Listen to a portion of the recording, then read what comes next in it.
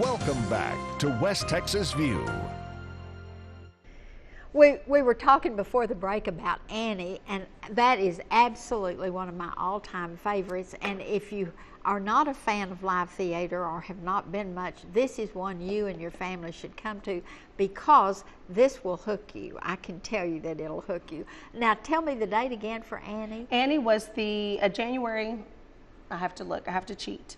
That was at the end of January 29th, I believe. 29th, okay. I believe it was the 29th. But it's not too early to get your No, tickets. it's never too early. They do sell out quickly, and especially those that are on our Broadway season, January 31st. It's Sunday, January 31st. Okay. Those will tend to go quickly. So it's always easier to try to plan ahead, especially if it's a show that you really, really want to see. You know, do your due diligence to get those tickets early, because you know, then you don't want to miss out on some of those productions. Before you leave today, I want us to talk about something that I feel strongly about, and that's etiquette in the theater. And I know that for most people, they go, they understand the breaks, the intermission, but a lot of them don't understand that you just don't go barging into a theater after a show started. So talk a little bit about the etiquette. Love to. You know, live theater is unique in itself because, you know, we're not a movie theater. So if you've never been to a live theater, a performing arts center, it is a little bit different in atmosphere. A lot of shows will dictate that if you're late arriving to the show, that you have to hold. And so what that means is that you'll get to the door and the usher will say, "I'm sorry, we can't seat you until the first song is over, or the first 5 minutes is done." So that is called a theater hold. And so if you're running behind, just understand that you won't be able to just go right in and sit down. Sometimes you're going to have to wait in the lobby just a little bit. The other thing... And put yourself in the place of those on the the artist. stage performing, because they are very sensitive to all of the things that are happening in the whole theater. Exactly. And so if you have kind of a rush of sound and noise that's coming through, it is very distracting. And lots of shows really have a really big opening number or something that's very spectacular, and they don't want anyone to be distracted from that experience. So they really are very mindful of that. Really, you know, being conscientious of your speaking voice. A lot of folks feel like because they're sitting towards the back of the venue that they can speak in a more normal tone, and that it's okay because, again, they're at a distance from the stage. But you have to remember that there are those that are close around you. So always in a whisper. Speaking should be very limited during a production, so we shouldn't speak entirely through a production. I have had some folks that say, well, my grandmother, she has a hard time hearing, so sometimes I need to explain things to her. We do have hearing assistants. We have assistance devices. So you can get those at the will call box office, and all we do is hold an ID, and you give that back at the end of the night. We give you your ID back. But that helps with being able to hear the sound from the stage, so that, again, speech can be limited during the performance. We do sell beverages at our venue. We sell soda water, beer, wine, and mixed drinks for most shows. Family shows, sometimes we tend to go strictly soda and water, depends.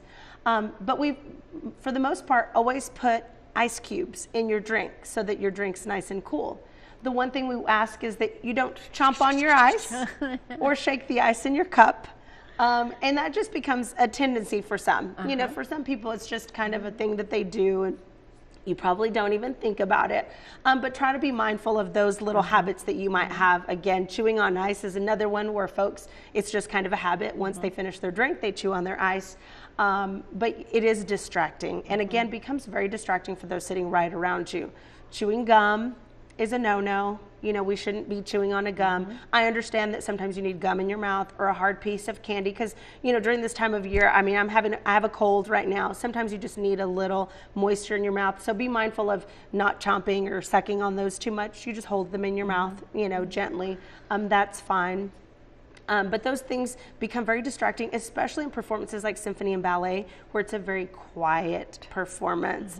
You know, big rock concerts, you may not hear it as much. But again, it's not that the artist always will hear you necessarily, but that those right around you, and you don't want to be distracting to those around you. We still want everyone to have a great experience and to have fun and to enjoy, but we don't want it to become something that is so so loud or so intrusive that then, you know, a couple people down are, you know, having a bad experience because of that. Well, I know that in our symphony performances, when we go to the schools, we do a little etiquette session, and one of the things we say is plan to arrive from 30 minutes to 15 minutes before the performance. Yes. So that you're totally seated, you don't have to walk in front of anybody, and you can take off a wrap or whatever you need to do Have without plenty of time. obstructing anybody's view.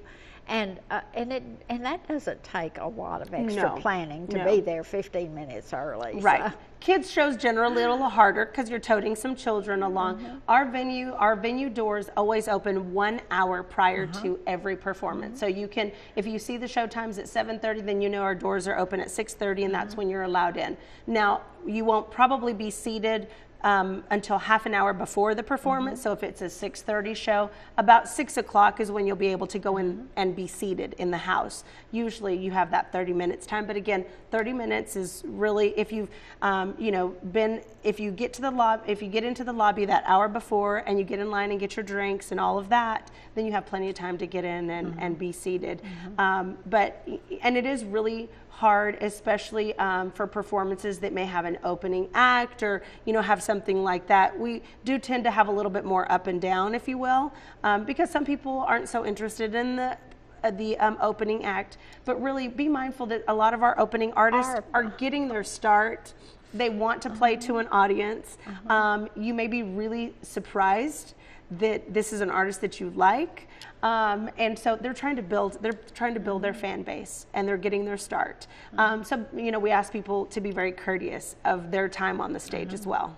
I had a really interesting experience. I was watching a PBS program the other night, and it was somebody that's been nominated for one of the awards at the Country Musical Festival, and she said the difference between when she was struggling and going out and doing her tours and now that she's been recognized was just amazing what the audience did. It has been so wonderful having Stephanie with us again, and we're going to ask her to come back in the early spring and talk to us about the things that are going to be in February and March and the rest of January.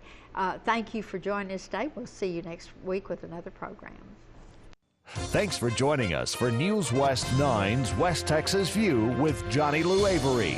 This has been a public affairs presentation of KWAB TV and KWES TV.